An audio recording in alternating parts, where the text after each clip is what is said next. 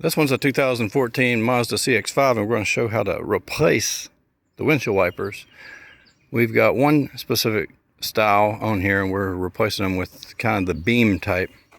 And this is a brand off of Amazon. If you're interested, I'll click below. The price was good, so we're going to give it a try. And let me show you how to release these. We've already replaced one. First off, you can just take your windshield wiper and you can lift it up like this. On this Mazda, one's longer than the other, so it's easy.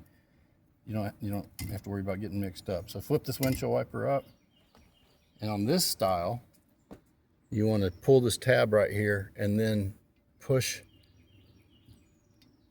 this down,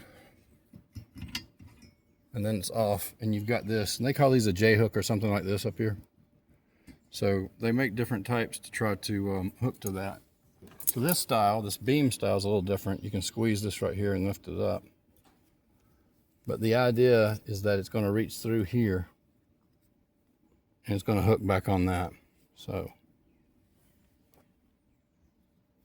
I'm going to go right through here. Then we're going to come back up.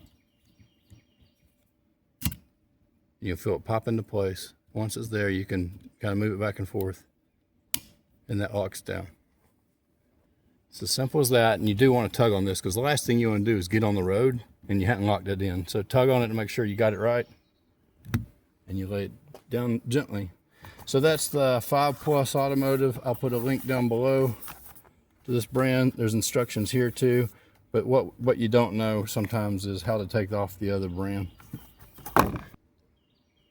This works for Mazda CX-5 2013, 14, 15, and I think all the way up to current models in the 20s. All right, thanks for watching. Like, share, and subscribe.